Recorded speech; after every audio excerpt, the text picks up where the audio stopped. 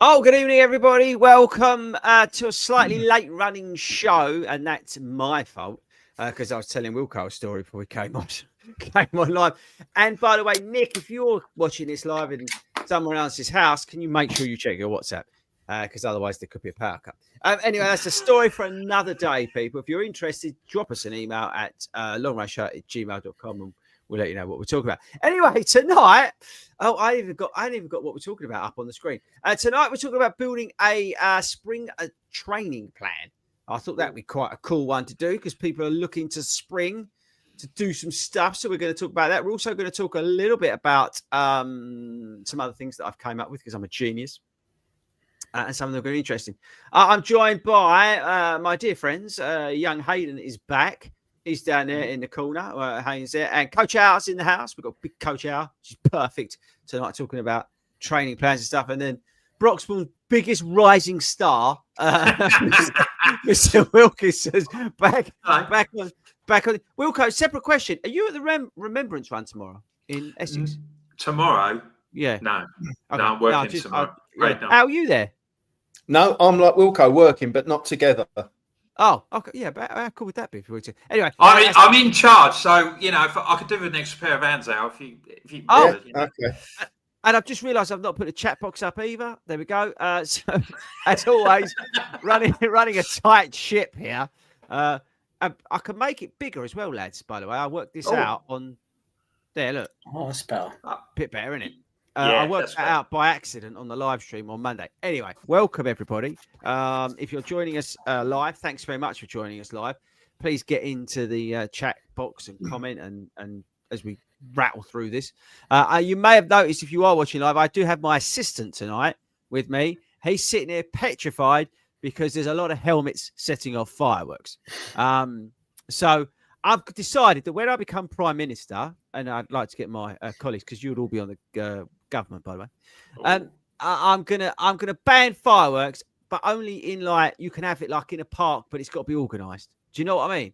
Because I don't think it's right. I know, but see, I'm talking about you. What happens to dogs and other animals on fireworks night? I think a little bit more consideration needs to be had about that. So when I'm Prime Minister, you're my cabinet. That's the one I was looking for.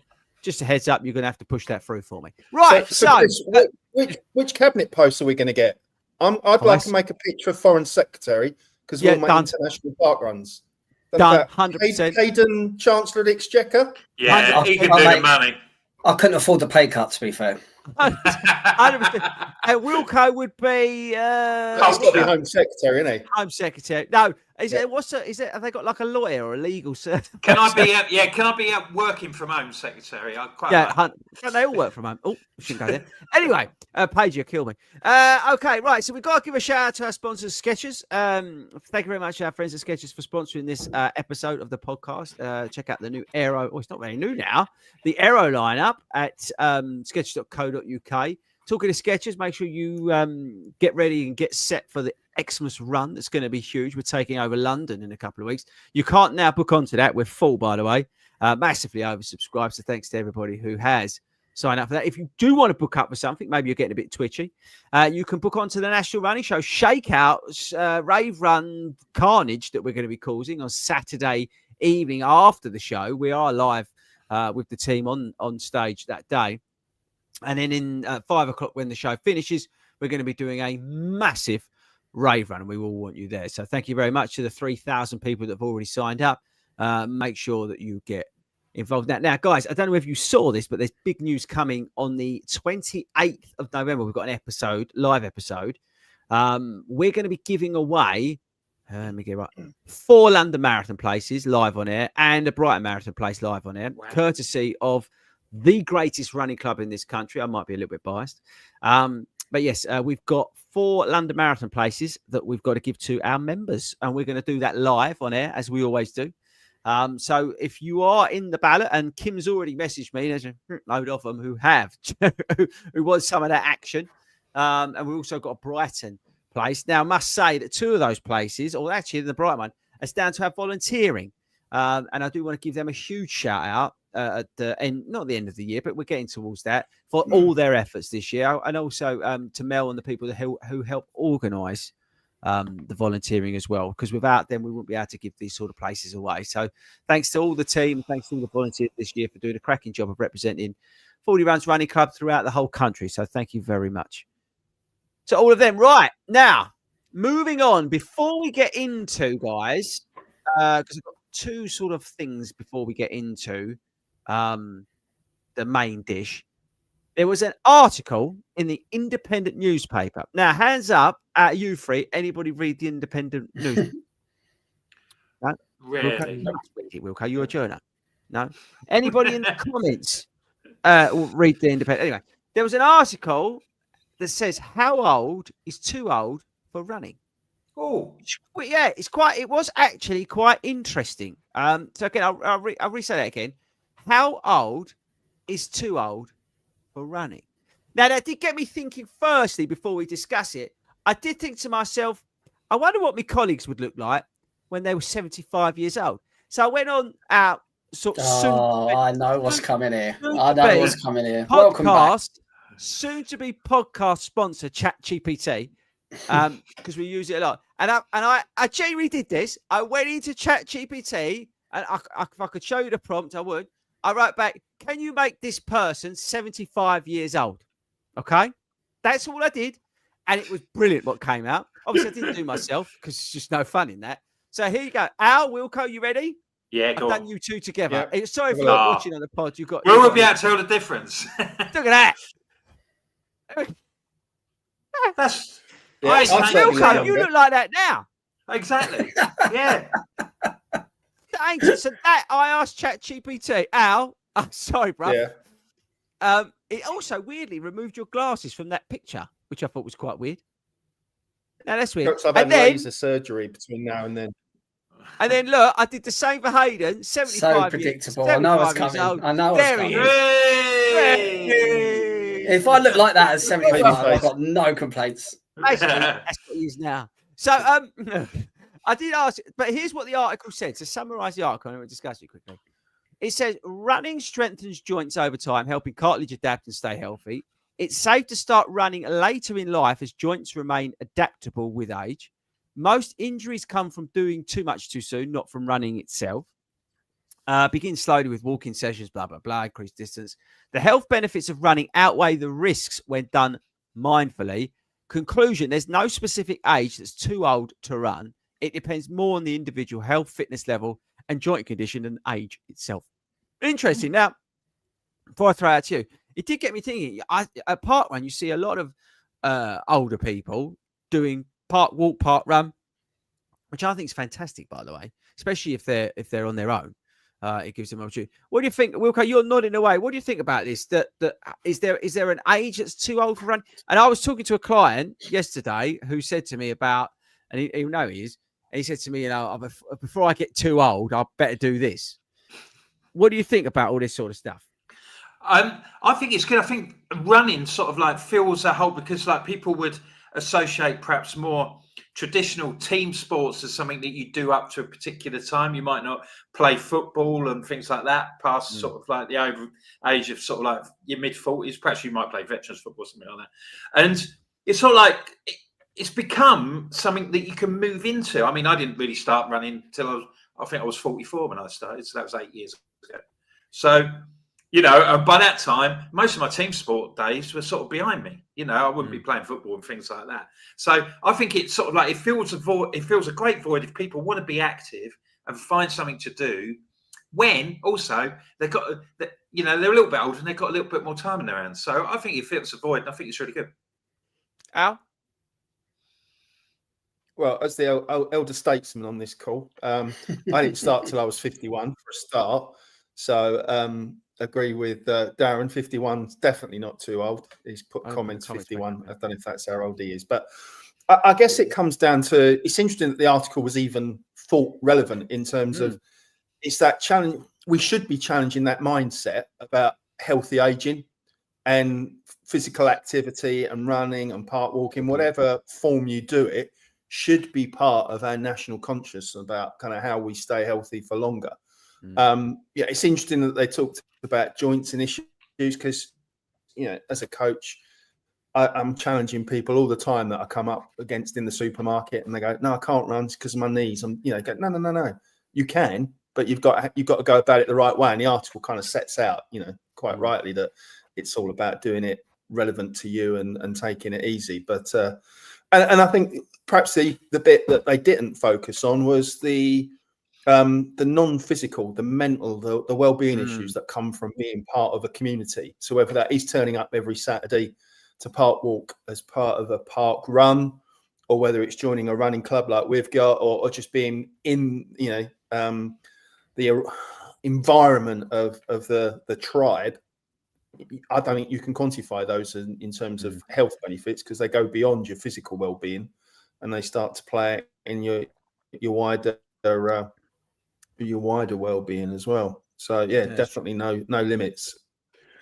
Hayden, as I say, someone who's over 70, what do you make of all this? Yeah, and do you know what? It's quite coincidental. And if this question comes up in community groups, on chat groups or anything, especially anything with 40 runs, and I always refer back to the same person. He's going to get sick of it. It's like I'm picking on him, but he's actually in the chat comments tonight saying good evening. We've got a gentleman called Dennis Ceramic, and he won't mind me saying that he is older than all of us, but literally he has been running for absolute years, and he's a fantastic runner. He's in absolute amazing shape. I think a lot of that, the way he is, his mindset, everything about him is fantastic. And I put all that down to running. And he's been running for years, like what Al and Wilco said, they started running a bit later on in life.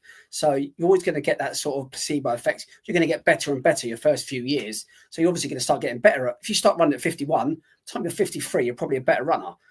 But with Dennis, he was running such a long time ago that it's going to be harder for him to get better and better over time. It's just naturally he's going to get a little bit more relaxed, a little bit more slower. But I can tell you now, I think it was last week at the Super Halves when he collected his sixth medal, his sixth Super Half, by the way, which is a fantastic achievement. He went out and run like a half marathon. It wasn't a PB, but I don't think he'd run that sort of time for like 20 odd years. So this whole thing about age being a barrier and that, it absolutely isn't. And going back to what you said about parkrun, at Bushy, I'm not sure if they have other parkruns, they've got a club called Octogenarians. Is it the 80 plus club, isn't it? Yeah. You've got to be over 80 to be in this club. Yeah. Once every like 3 months, they all gather and they all get together, and it's incredible to see. And some of them, they're not there just to muck about and just to have a little walk and like just say hi to their mates. They're there and they're putting in a shift. It's incredible to see and absolutely inspiring. And for me, Dennis, who listens to the show every single week, he is an absolute inspiration for me to look at and think, when I'm his age, I'd love to be in that shape, 100%. When you this, I also want to give a shout out to Ian Carnegie, who just went sub 5 in Yorkshire as well. Paul Massey's another one in the club. These we call them older gentlemen, but they literally look up to them. They're beacons. They're just proving this age is not a barrier at all. Yeah, no, honestly, these guys and Kevs. Oh, I'm having a debate with Buds, by the way, at the moment. But yeah, they're just so genuinely inspiring. Like, honestly, there's no way I'm going to make that age. She would have killed me by then. But it's true. And it's a side note. A close friend of mine is no longer with us, actually. But he had a really good evening. Slightly unrelated, but he was a cowboy, and he spent all that time in terms of the wellness and the well-being, Al, like in the mental side, physical, from doing an active job. Like anybody who works on a ranch will know, with horses and things like that, it is a very active job. But the wellness and the well-being from being out there, and he lived for donkey's years. And I tell you now, I put that down purely to that. And so I would think, parkrun needs to be commended. It's a shame they didn't get mentioned in that article, because I see it the weeks I go to parkrun, the slightly older person, doing the park walking and all that sort of thing. Again, it just brings a barrier down. That might be the only social contact they're getting. And as you say, it's well-being, wellness. They're out there doing stuff. I think it's all about finding your thing, isn't it? It might not be running. It could be something else. You find something that you can, boost your own mental well-being. It brings you into contact socially with people. Then it's going to be a good thing, because there are no barriers to age and what you can do to be sociable and get out and see people and do things. Whatever it is, our thing happens to be running. But there's so many other activities that people can do, and so many other groups in communities. So have a look and see what's going on in your town and village and see what you fancy. Yeah, I couldn't agree more. Just one more shout out for Dennis. Yeah. I think he's one of the rare 40 runners that probably has been alive to see Spurs win the championship. All right, let's just I stop think that. he's There that now. old. All right, Al. Let's just. I was just. He's getting very great. cocky, isn't he? Ain't it great to have Al Very back? cocky. Right, next thing. This is an interesting subject, right? And this was sort of again, it was on my what do you call it? Feed, I suppose. Is it a feed or like on your Instagram sort of thing? Someone was talking about this, and it made me think, this is interesting point of discussion.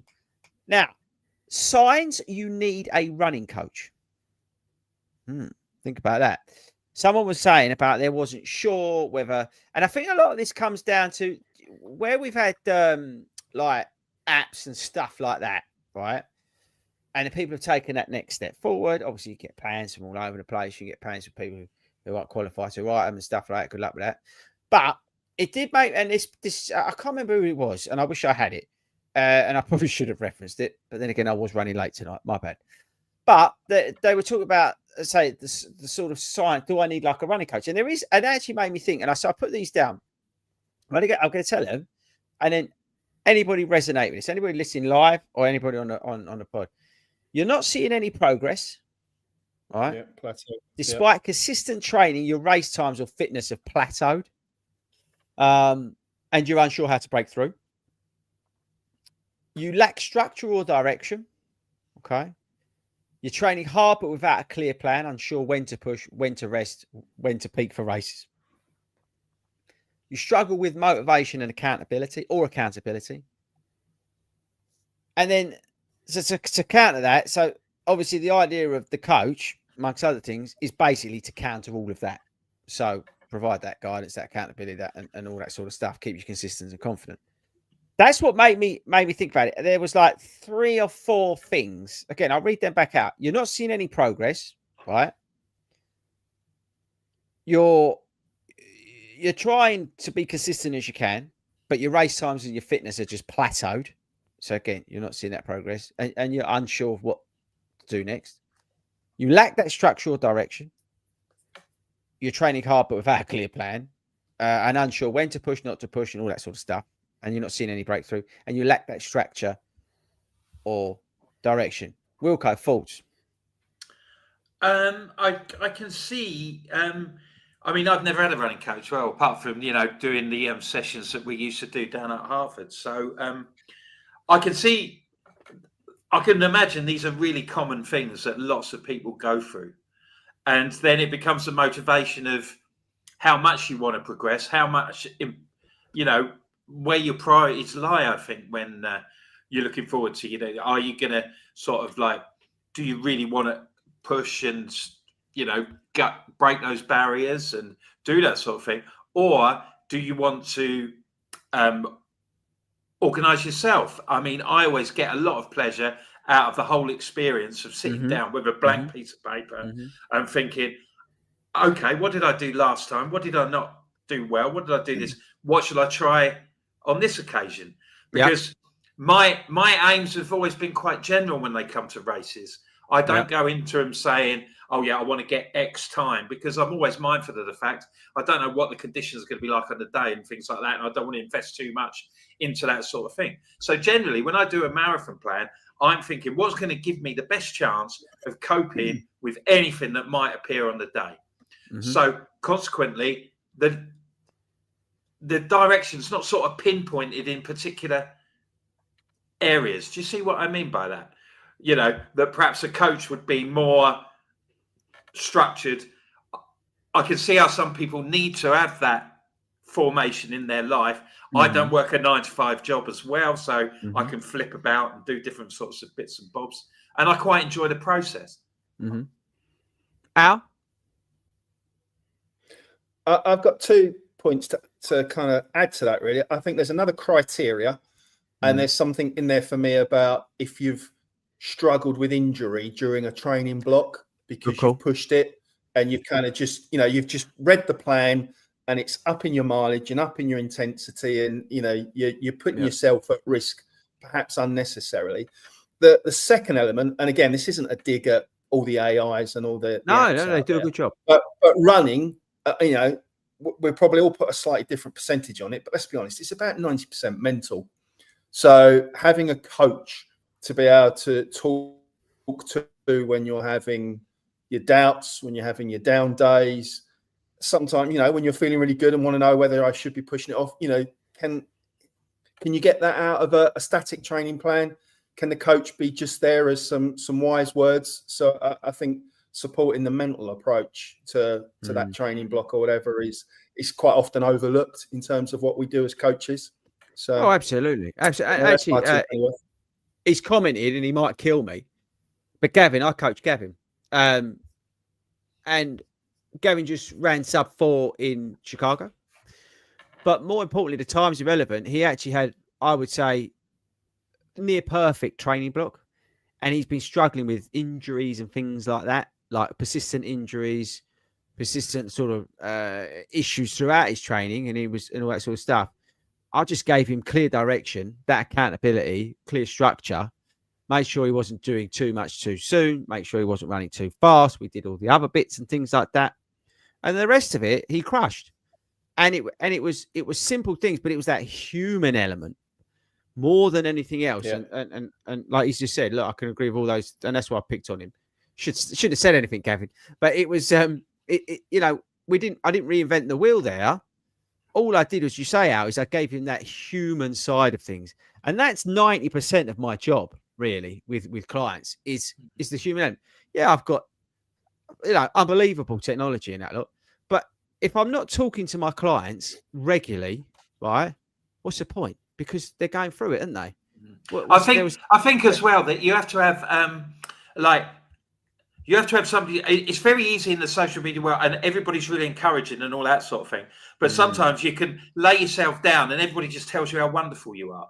And sometimes you need somebody just to say, "Hold on a minute," you know, just perhaps tell you something that you don't want to hear, and something like that. I can imagine that that's really helpful to coaching, because it's everybody, you know, in the social media age, we are prone to doing it. You know, if we've got, you know, people like to have everybody say, "Oh, I hope you're all right. I hope everything's like, you know, well, you're doing so brilliant," and all that sort of thing, which many times you are, but sometimes you just need that kick up the backside, don't you? And just sort of like I think that's where a coach would come in really handy, just to give you some really honest feedback. Yeah, I mean, like, everyone's different, right? Everybody, again, just talking about myself, they come with different reasons why they want to hunt you out, right? It could be a million different things. Like I said, it could be the injury thing, could be a specific goal, could be anything, right? And it doesn't matter. But it's as you say, I think what Al was saying is that human. Hayden, you've not really you had the chance to just on this subject before we get into the main stuff. What's your thoughts on this? Yeah, I think there's a few elements to it, and there's a few elements that are elephants in the room as well with it, and they are big ones. And firstly, and one of the biggest ones for a lot of people is affordability and money. You've said it in the 100%. Past, and you're quite open about it. To get a coach, to get a good coach, to get someone to get the job you want done right, it's not cheap. No, I start at 50 quid. I start at 50 quid a month, which is cheap, right? There's a geezer charging a lot more than that and doing a lot less. Like, so I will have, like, can be weekly, twice a week, monthly calls face to face with clients, depending on what level they are. But like literally, like this, you know, and some people, they're paying more than that for less than that. And so I'm quite cheap, and that starts at 50 quid for the basic plan a month. Yes. That's a lot of money. It is. And for me, I wouldn't personally, I'm not sure, never say never, but I haven't got that urge to want to get a coach, mainly from the reason that I believe if you have a target time in mind, you can, as you said, you can Google it, you can go on these online coaches, you can chat AI, mate. AI to work out how you can get to that target. If you want to run a sub 25-minute 5K, you can put in, you can go over about 5 or 6 different platforms and take the best out of all the bits and think, that's how I'm going to get it. But as you said before, you and Al touched on it, you won't get that human element. You could join a running club, which will give you that element of people's advice around you and accountability. And accountability and support network. Yeah, accountability is a massive thing as well. And for me, that's going to be my last point. And this isn't being disrespectful to running coaches at all.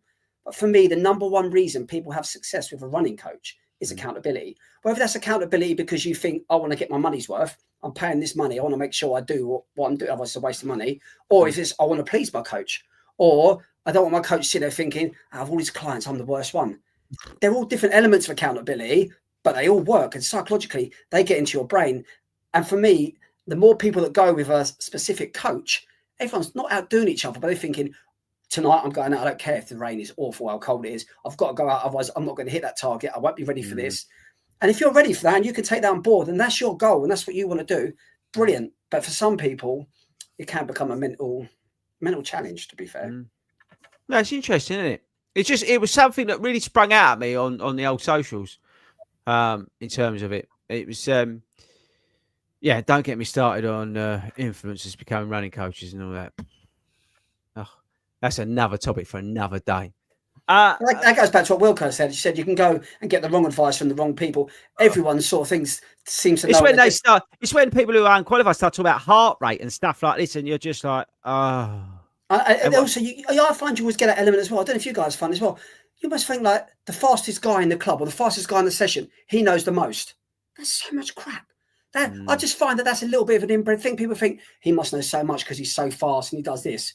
No, he might not know anything. Just goes out and runs. It's the slowest person. The slowest person might have been coaching or might have been around the running environment and community for years and have that unbelievable wealth of knowledge.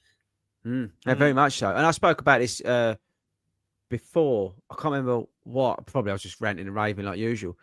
But I think something else. But basically, you know, there's so many online coaches around now because you can get a bit of paper for nothing. But for me, if I was hunting somebody out, I would look for somebody like me, who's coached like physically one-to-one, like who understands the runner on a one-to-one level. Do you know what I mean? Because anybody can go on ChatGPT, get a plan and sell it to you and get you to download it and follow it, right?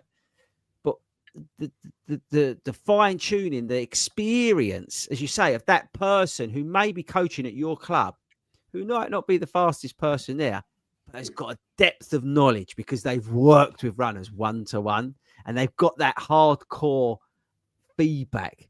That is worth its weight in gold, and that's the difference. And the human qualities as well. Yeah, the qualities to be able to talk to people, and to listen to people, and to empathise with people. You don't have to be a 2:20 marathon runner to do that. Oh no, very much no. No, I say everybody's different, but yeah, in a way, I kind of really respect. Not kind of really respect. I really do respect. You know, those sort of old school coaches. It was funny. I was thinking. I saw like the long jack, the old baseball cap, older boy like that, and I just thought, you know what, this geezer's learned his trade the hardcore way. He had runs, and I respect that. Do you know what I mean? And Christ knows what. To me, I wasn't thinking, oh, I wonder if he's a 2:20 marathon runner. I was like, oh, that's a wealth of knowledge there.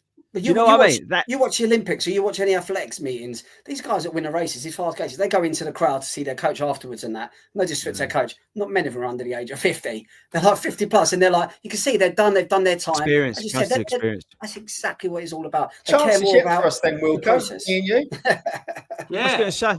Yeah, and the thing is, it was the same. Yeah, it's to say, Wilco, we'll go back to that picture. That could be you with your running coach hat on. Yeah, all those couch to 5Kers in Box. Yeah, he's a good lad. No, it's an interesting thing, is it? Somebody and it's interlinked again, like you said. Just circle back to the beginning of the show about the age and running and everything else. It's all interlinked and it's all connected. It's experience you can't just buy, you can't just pick up overnight. Definitely. Well, experience, I think, as a runner, you know, I think we underestimate how much experience actually enables you and helps you. Again, going back to the coaching side of things, we pull on experience. We may do certain things for certain reasons. I may put somebody through something purely to get that experience because we can then lean on that. And we're always learning, whether it's in a session, whether it's in a race or whatever. But that experience, and I'll go back, just keep it to myself in terms of the marathon distance. I'm still learning in the marathon distance. Because I still, you know, the experience you get from every one you do, and it doesn't matter whether it's half marathon, 10K, whatever, every race, you're gaining something else that you're learning about yourself. You're like, right, well, I've really cocked that fueling up. Oh, I went out, did this. I learned from Chicago. You know, I wrote everything down. Or didn't follow what was on my hands or whatever. I can't remember. I did something wrong. But the point is that you learn, and experience, I think, is just as important in a way, or it can be a bigger factor in a way than some of the work you might do in the gym. Yeah. So Hassan, so I'm not sure of the first time, I can't remember it now. The marathon runner, she's like a revelation. She's come on the scene the last couple of years. She won London a couple of years ago, and when she actually ran London, it was her first marathon, and she stopped and she started fueling, and the runner next to her, she offered her fuel, and she was like, "What are you doing? Don't do this." She stopped and stretched because she had cramp, and she went on a one London marathon. Really, really inexperienced, and since then she's been so dynamic and so ad hoc. She went out and absolutely wiped the floor with everyone at Sydney. She had other marathons where she's come from half a kilometre behind in the last half a mile and just taking the person on the line. And in New York this year, I was watching in New York, she went out there, she went to stay with the pack, and everyone was like, everyone be afraid of her. You could just tell the experience wasn't there. She caught up with the pack, she dropped off. She caught up with the pack, she dropped off. Then it got to a point where she dropped off and she thought, it's just gone now, it's too far. Don't get me wrong, yeah, there's loads of elements to it. She runs. Oh, yeah. But exactly what you said. She's an incredible runner, but she just hasn't got the experience to be that one that's going to win every single solitary race. She won the Olympic marathon 5 days after winning the 10,000 meters. She's so dynamic. She's incredible to watch. I love watching her. She's brilliant. But then you look what Kipchoge done later on in life in terms of, you know, the times he was running was later on in his career. Because of the experiences. Well, they all move up, don't they? It's a marathon, elite marathon running. It's an old man's game, really. You know, a lot of them are sort of but some of them struggle. Post 35. Mo did. Mo struggled big time, and he came out openly admitted it. He said, "I struggled massively with the marathon, like massively." All right. Again, they train from a young age, usually, you know, into a certain area, okay, because that's where they're really like excelling. So, but to go up to that sort of competitive distance, it's hard. And as you say, the experience that you need to have that knowledge of how to train. Yeah, he's got coaches and stuff like that. But when you're on your own in the race. And Kipchoge's self-admitted just now, he's only just admitted he's actually a proper runner now. He's got his 6 stars. Did you see his interview? He said, I'm actually a proper marathon runner now because I've got my 6 stars. You're like, you're the most iconic marathon runner ever. But because he's got those 6 stars now, he figures I'm only now. He's now the fastest. Runner. He's the fastest, isn't he? His average is 2:05 across all the 7 stars or whatever. So he ain't done Brighton or Yorkshire though, is he? This is true, Wilco. This is true, Wilco. He ain't done the Wilco majors. No, but there was rumours that he was attending Broxbourne satellite group next week. He'd be more than welcome. It's Chippy Run, so he can come with us. That's why he's coming, apparently. So just pre-warn the Chippy that you got him coming along. Right, okay. Interesting convo, that, wasn't it? Didn't expect to go along that long, I'll be honest. Okay, right. We did, and actually we're all right for time. We've got plenty of time. We did what I wanted to talk about building a training plan, funnily enough, and it sort of leads on to all this sort of stuff. It's almost like there was some structure to this week's show. Be fair. It's because ours on. It's because ours on. I didn't want to get bollocking. Although I didn't expect to have the dog sitting on my lap the whole episode. To be honest with you. It's like I don't know what's warmer, Nick putting the heating on the snide, right, or having buds on my lap the whole time. I'm not really sure what's the hottest at the moment, but don't matter. Again, this is all your idiot's fault out there who's blowing up fireworks. You've all got yourselves to blame. Okay, so spring marathons, spring half marathons, it's all coming your way. It's been 10Ks as well. Now is the time, if you've not done it, to start thinking about that training plan. All right? We've just said about getting a coach. Most people can't afford a coach. They're bloody expensive. Start 50 quid. There you go, right? A lot of people can't afford to go and get the apps like Cooper and stuff like that. Although, you're welcome, by the way. There's a free trial on FORDYruns.com/Cooper. Get 2 weeks there and a discount. Go and check that out. But anyway, the point is, it's bloody expensive. All this running is free. It's a total load of bollocks because it costs you money, right? But you can, like Wilco, build your own. So I've wrote some stuff down, as always, to sort of go through, okay? So as a starting point for your plan, before you get into anything, and I'm looking at, should we pick on Wilco tonight? Yeah, why not? It's fun, isn't it? It's easy to do. Al, we're picking on Wilco because Ben's not here. So we'll write in Wilco's plan. Let's do it like this. So Wilco, the first thing me and Al want you to do, Hayden is your conditioning coach, right? Yeah. And Al's lead coach, I'm his bitch, right? But what we thought me and Al would do, we would reassess. We want you, to reassess your baseline. Do you understand what I mean by that? Maybe you should explain for the viewers and the listeners, and then they'll get a grip of that. Well, basically, before we get stuck in, before we dive in, oh look, the boss is home. Right, see that? See that? The woman who feeds him is home. 2 secs, bud. I've got to talk to the boys.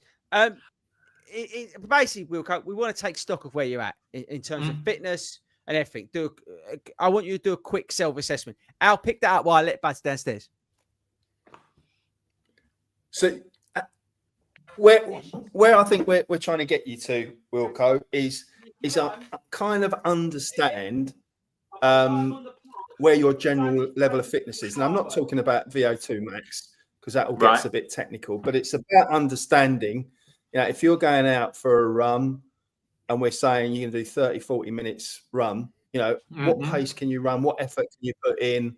How are you going to feel? Because you want to kind of be able to do that baseline run and know that you've still got a bit in the tank, that you can go up through your gears and stuff like that. So it's going out and doing that first run. There's also another element to it, but we'll come on to that later. So that's kind of where okay. So my base level speed would be approximately sort of like 11-minute miles, perhaps 7-minute kilometers.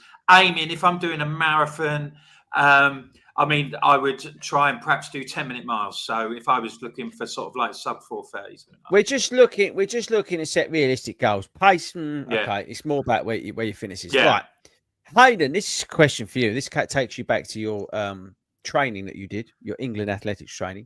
If I said to Wilco, we want to set SMART goals, would you know what they are? I would, yes. Specific? Yeah, let's go for it. Yeah. Measurable? Yeah. Attainable? Close. Achievable, yeah. Achievable. I'll give you that. Yeah. No, I'll give you that. Considering your age. I'm going to forget R, aren't I? I know. It's hard. Relevant. Relevant. And the last one? Is... I can't even remember. It's completely gone from my head. Time. Easy. Time. Yeah, time. I'll put you on the spot now. Fair play. I wouldn't remember. I've got them written down in front of me. I don't listen because I've got ADHD in class. No, but it's I think it's an acronym that's used across the board for a lot of things, not just running. Yeah. We do use it in running, but as you say, it's across the board. Clear examples of this, just to define this, right? Run a 10K by June. Lose 5 pounds of fat, build muscle in 8 weeks or something, train 4 days a week consistently. That's the sort of thing we're talking about here. Specific, measurable, achievable, relevant, time-bound example. So, Wilco, when you're writing your plan, we need you to put some SMART goals in there. And I want you to say, by the end of this whatever week, I want to have done that. And it's got to be, relevant. It's got to be measurable. So, again, time and that sort of thing. And it's got to be quite specific. That makes sense? Right. Yeah. Okay. Al, you want to jump in on SMART, or you're all right? I think we've covered SMART. Yeah. Okay. Very smart of us. I'm just impressed you remembered him. Okay. Wilco, you also in this plan, I want you to me and Al, sorry, Al speaking there. We want you to balance the training elements. Do you any idea? Yes. Different paces, different speeds, different exercises. Close, yeah. I would say I would want a plan from you, and I would say to anybody, by the way, imagine you're Wilco as you're listening to this. We want the plan to include some variety, I would say, but more importantly, strength, cardio, mobility, and obviously, because it's so important, recovery.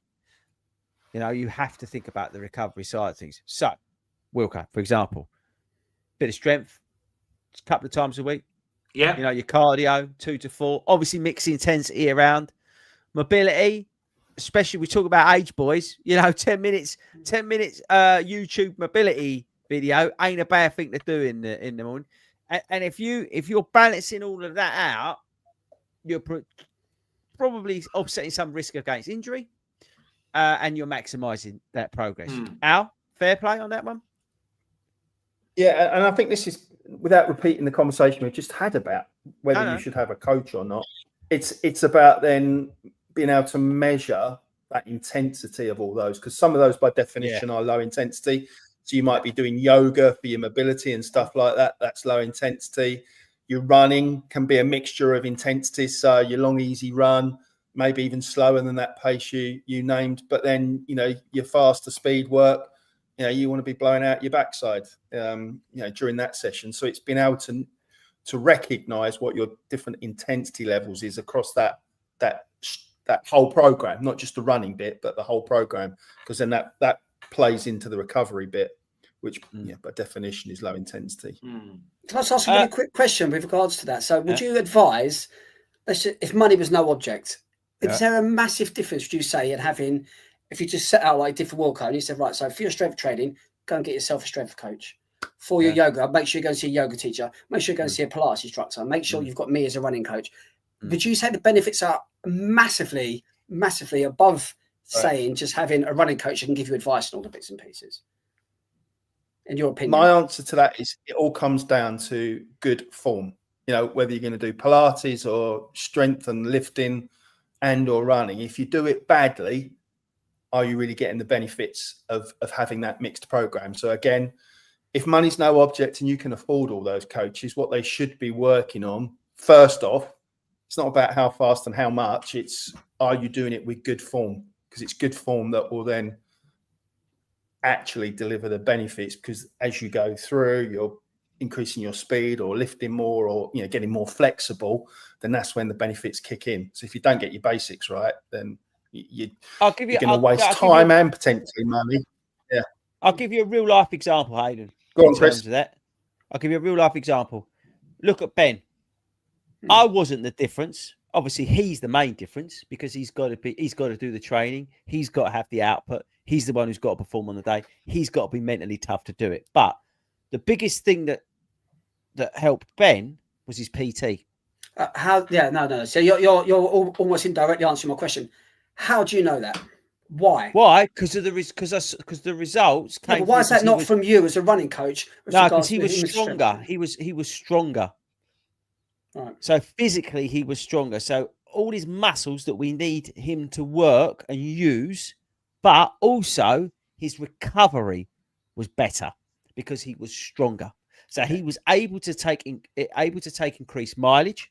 He was able to take increased speeds because he was stronger. He developed his muscles and everything else to be able to recover quick enough because he was fit enough, let's say, to be able to then go and do those sessions again.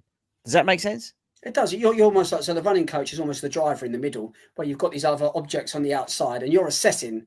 That because so I'll make you laugh. Paces. I'll make you laugh. Ben was telling me again. He's going to kill me for talking out of school, but he had his PT had a guy who was asking the PT running questions. But the guy was like, I'm not really sure about this sort of thing because I wouldn't. Yeah, we can guide to a degree, but our key areas of excellence, so X, Y, Z. But in terms of that, I would say, in terms of real life, like for most people who listen to this podcast, know Ben.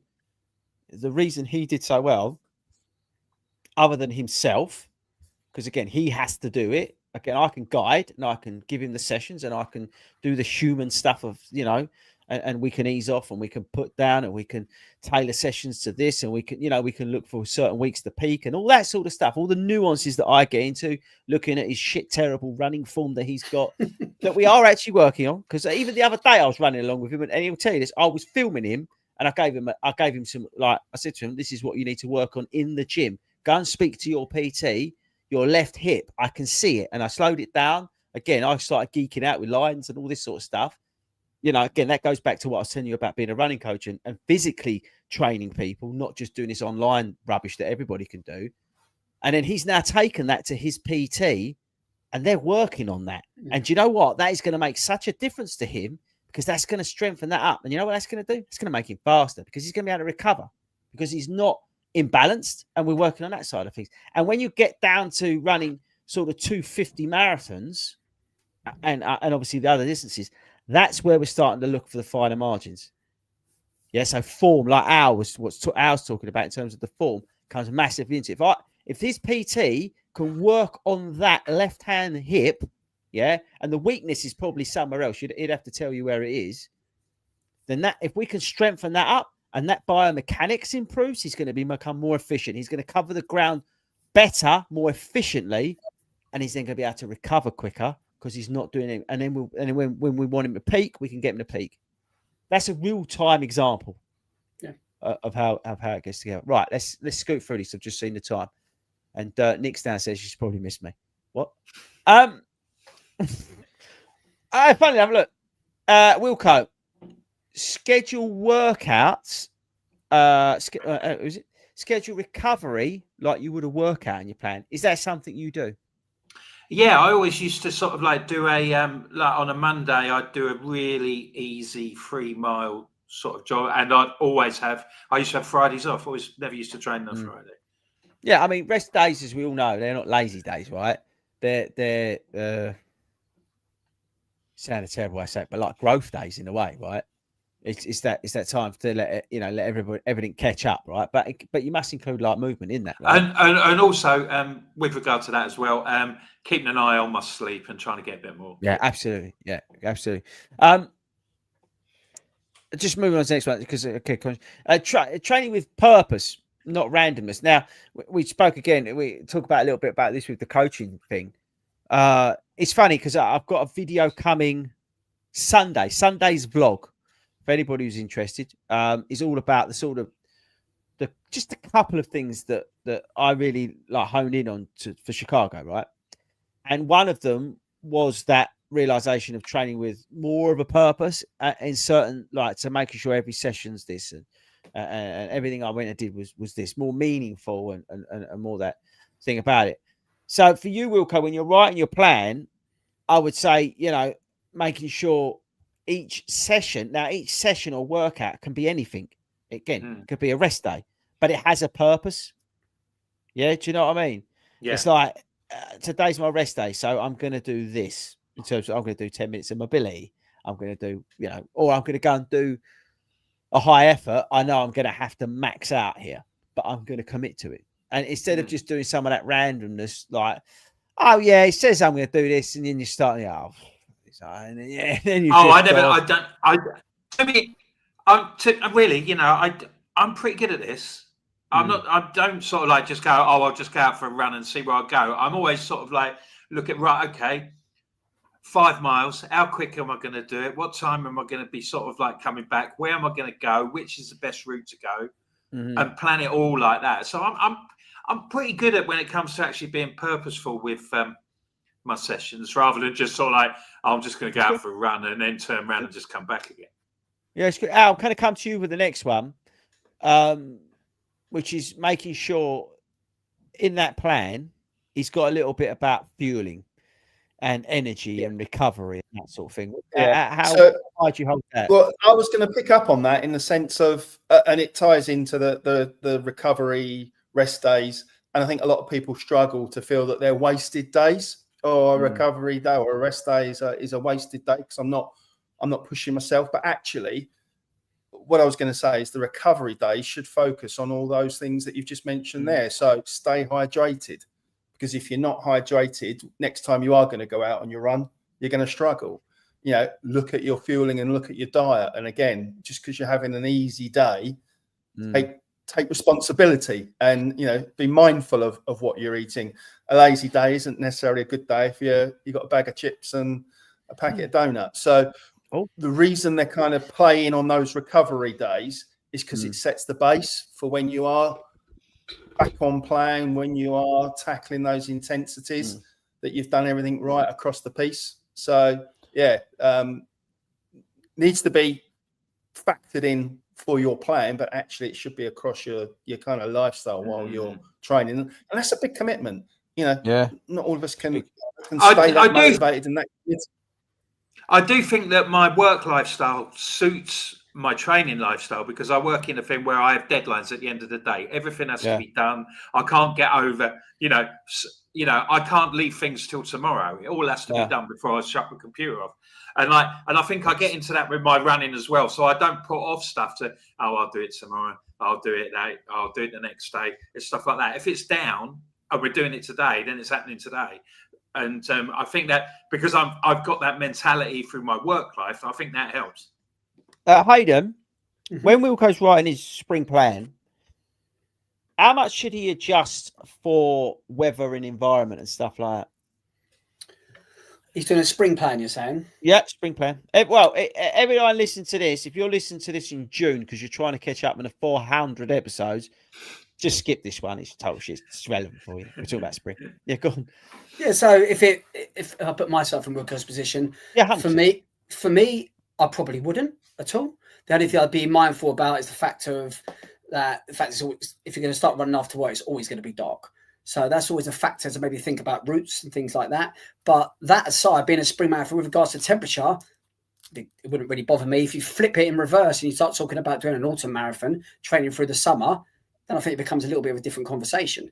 And it's specifically if you're living in a hotter country, or we had summers like we have here, and maybe we need to have something in there just as a backup to think maybe I won't be able to hit this mileage every single week due to the fact that this is a peak time in July, or I'm going on a holiday in August, etc. But for me, training for a spring marathon, so training this sort of time of year, the only thing I would take into consideration, in fact, of the darkness. Obviously, if you're going to start getting snow and ice and things like that, but you almost can't plan for that. And that's something, as you come back to before, adaptability. You need to be adaptable with it.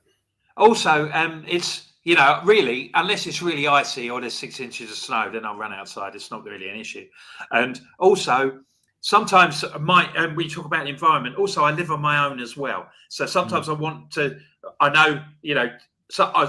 I think, I will go to the gym and do 5 miles on a treadmill just to be around people. Have a bit of not social interaction, because I won't talk to them, but just be around people and sort of like get out the house and do that. Sense. So I'm not immune to doing that either. The next, we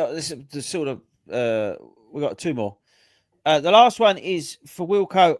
I think I'd be interested to get your point of view, and actually Hayden as well. I would say to track your progress, but not weekly. Now, when I write plans for people, I look at them over a 14-day period, roughly. Depending on the individual, everybody's different, right? Every person is very different. But I've learned that to get the best out of my athletes, usually 14 days is a good period to see where we're moving, what mistakes we're making, and those kind of adaptations are happening, right? It's a longer period in terms of the cycle and things like that. But for me, when I'm tracking progress, in general, I'm looking over a 2-week period, and I build the plans based around kind of almost 2-week blocks. Yeah. And that's just something I've learned, I picked up over time from the athletes that I've trained. But what I would say within that progress, and however you feel comfortable, I would set out before you start the plan that you've written yourself, is to establish how you're going to benchmark, how you're going to log your progress to yourself. Now, everybody's different on that. Al's brilliantly said in the past about having his own book and writing it down, and Hayden's got a secretary that keeps all his notes for him, and all this sort of stuff. But yeah, I would say it's really important to track it, not just like, oh, I've done 52 miles this week. What your energy levels are like. How long is it taking you to recover from X, Y, Z? How bad were the DOMs from the gym? All that kind of stuff, I think is key. Al, what's your thoughts on this? I broadly agree, but I'm going to put a slightly different slant on it, because first of all, progress is not linear. So any snapshot is only going to tell you, certain things. Where I think I'm probably finessing it a little bit is, I think there is some value in looking at it session by session, in terms of, if you've tried to set a session with purpose, did you achieve it? And I'm not talking about pace and time. It's I went out to run hard at and intensity, did I achieve that? And if I didn't, what was the factors that stopped me? Was it just I was having a bad day, the weather was too hot, yeah, kids got in the way, whatever. So there's the kind of doing that immediate analysis of, did I get out of it what I wanted? But then I'm then stepping back significantly, and it might be more than a fortnight gap to kind of go, where's my trends? What's the trajectory? Am I going in the right direction? Have I gone too faster than I thought, or am I not quite achieving? So I think there's that balance. But the point is, at any given day, you're not necessarily going to know until you do step back, in terms of, because progress is not linear. Just because you've done X doesn't mean to say what is going to happen. So yeah, fair points. Hayden, anything to add on this? How do you track progress other than whether you've BQ'd? Is there another way that you? So to be fair, I'm a little bit. This day and age with the coaching, it's a lot more dynamic. As you said, you're writing plans on weekly, bi-weekly, 14 days, 28 days.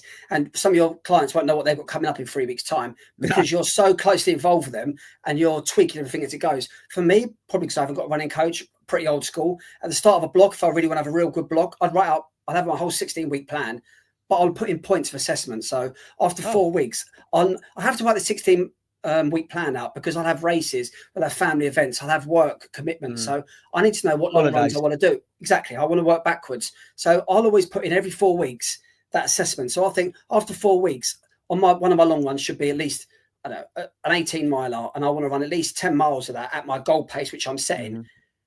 And if I do that and I don't achieve that, and like Al says, I look back at it and think, why didn't I? I don't sack it off and think, right, take my goal pace down. That was an absolute cock up. I'm going to start again. I look at why. I look at what happened the day before. I look at how I was feeling at the time. Maybe let's just carry on with where I am now and reassess this in 2 weeks' time. But I do like to have like the 4 week chunks. So I always have the marathon over the 4 months to 16 weeks. So every 4 weeks, I think to myself, and that 4 weeks, and that it's normally based on the long run. I do all the work up to the long run and think, I benchmark my progress on the long run. I work hard during the week doing the sessions that I know will get me to that long run stage, and I do benchmark it again on the long run. If I have 2 weeks in a row where I don't hit the paces I want to on that long run, or it doesn't feel easy when I'm doing that easy long run, then I'll have the questions come in, and then I start to reassess. And worst case scenario, I look back and I readjust all the paces. I adjust the times, and I drop back everything, ultimately dropping back my ultimate goal. Interesting. I do like to, if I'm in a block, like a marathon block, and it will be this year because I'm doing Paris this year, so I'll start. Total waste of time. Start Paris. Start training. You've got to bring your own water. Yeah. You know that, didn't you? Right. But I've prepared. I've got myself my own belt and everything. I'm all over this. I thought you was going to say you got your own tank that's going to come with you. Yeah, I'm just gonna carry it like a milk crate. If anyone don't know what I'm talking about, they said that you got next year's marathon. You got to bring your own cup. Yeah, you got to bring your own cup for the water. Bring your own bottle. Anyway, the point I was making. How much are they charging you for that? How much are they charging you for that? Oh, but you can't put a price on experiences, mate. You can't put a price on epicness. Oh, this is the man. This is the man as a go at me when I chase world major places. It's a corporate thing. Why are you chasing them? Don't go I've never been to Paris. I've never been to Paris. No one's going to take me. I might as well do it. Anyway. Put a couple of half marathons in me plan. Get back. What's the question? I mean, in that plan, I'll have a half marathon at Cambridge. I'll have a half marathon at Watford, and they'll both be good sort of like guides of how I'm ticking along. And I'll look into them pretty extensively afterwards and see what's happened. Look, the last thing I say for Wilco for your plan is, and it's obvious. Bring a cup. Yeah, other than make sure over the next 16 weeks you go shopping enough to get yourself some cups to take to bleeding Paris with you, cheap bastards. But it's he's off. I'm upset. He's got to get some water. Look. What's that? Oh, I'm not being funny. That ain't going to be. Oh God, he's showing up a water belt, by the way.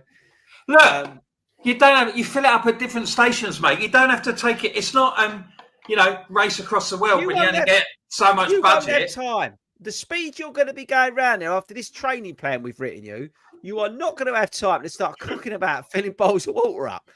Anyway. Don't worry, mate. I'll go have a wonderful time. For your £3,000 Paris marathon with no water. The last thing I was going to say is when you're writing this plan, Wilco. Yeah. Firstly, don't ask me to help you because I'm too busy. And secondly, I wouldn't dare.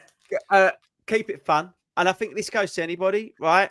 When you're writing these plans out, it can be quite overwhelming. You go, bloody hell, that's 20 weeks of hard work there. Looks a bit lively. Try and make it fun somehow. Try and keep it fun. Mix up the sessions with the gym and the other bits. Also, like, I don't know, chuck in if you can get to a track, or like Wilco said, break the week up, go and do a treadmill session. You might hate it to start with, but then you might really enjoy it. On the cross training days, go and do something different. Get in the pool if you haven't been in the pool for a while. I would say do biking, but that's a stupid idea. But try and keep it fun. Try and keep the variety in there. Training for anything, any endurance event, is really hard, right? And I know everybody on TikTok makes it look easy, and that's why we do like multiple major marathons back to back, because we're all heroes. But actually, the toll on your body and your mental health is more than you think. And if you're embarking on these training blocks, the impact can be huge. There's a reason why I've given all my runners who've just done marathons weeks off, effectively. All right. We take them out of plan for a reason. Okay. It's to heal this as much as your body. You need to make sure that training is fun so you can be 100% committed to it. Because if it's awful, you're going to hate it. So, Wilco, when you're writing this plan, I want you to take an element of fun and enjoyment and keep it in there. Well, right? I mean, in this process as well, you see that I've got things that I really want to include. Obviously, I've got my commitment of doing the satellite group, which is a great sort of like, a recovery day. It's not going to be a taxing social run, and I'm seeing everybody and things like that. That's obviously the thing, and also park run as well, because that's a good sort of like 3 mile blast. I can do every week and, see where I am now, and it's easy to assess where I am because you look at your times and stuff. So there you go. I want to include both of those. Right. So if Wilco don't PB in Paris, he's only got himself to blame. I think we've and the water situation. Talking of park run, just to finish off, Al, where are you off to tomorrow? I'm working this weekend, so I'm staying local to Gainsborough. So I'm doing Sonic Farm Park, which claims to be the only purpose-built park run, because they used to run around Gainsborough. COVID hit, and then one of the sites got purchased and they built homes. A local farmer literally stepped in, offered up his land, and he maintains and he cuts and he trims and he prunes and he bakes, all for parkrun on a Saturday morning. So I'm looking forward to going and meet that crowd, because they have a purpose-built parkrun. It's all grass, it's all around his farm, but it sounds like he's totally embraced the spirit of parkrun by jumping in. So looking forward to that, filming that one. Wilco? No, I can't do it tomorrow because of work commitments, but we're off to Poland next week, so we look forward to that. Yeah, big one coming there. Hayden, we love you. Stick with it. I will ring you again tomorrow, just to keep you motivated. You can always put it on silent, Hayden. You don't have to take the call. When you get blocks, isn't it? I'm fine. Joe, it's good. I think everyone's got different camps, different views. For me, not being able to run is difficult, but I prefer watching people, seeing people run rather than not. Be easy to turn off whole social media, and not watch anything. Sit there and watch slow horses. Watch it all. There's nothing that I tell you now. That's the greatest, third greatest TV show that's ever been on. I've done them all in the last week. The whole week I've done. Be fair. Be fair. It was good, wasn't it? It's kept me entertained. I've told Hayden this, but Chris, what you won't know is I base my coaching philosophy on Jackson Lamb. I'm a bit overweight. I'm a bit old. I'm pretty unkempt. But I kind of know my little bit of knowledge. I like it. There you There's go. nothing wrong Jackson with that. Lamb is my inspiration. Embrace it, bruv. I'd love to see you do an EA course on that. Right, chaps, that's enough from us. Big shout out again to our sponsors and Skechers. Thanks to everybody for joining us live tonight. Thanks to everybody who's taken us out on their run with us. As a reminder, 28th of November, we're giving 4 London marathon places away and a Bright Marathon place to join us live. That's going to be total carnage. If you're talking to carnage, make sure you sign up for the rave run at the national running show that we're taking part in or taking over on Saturday in January. Make sure. Thanks to everybody. Actually, last shout. Thanks to everybody who voted for us in the Running Industry Awards as well. We ended up getting nominated somehow and then shortlisted somehow. Not really sure what's going on there, but we appreciate all that sort of stuff. We won't win, but just thanks everybody for doing that. I think that's it, boys. Have I missed anything out? I don't think I have I? No. All right, that's it. I'm live back again That's on good. Monday. Watch out for the weekly vlog on Sunday. We'll catch you next week, guys.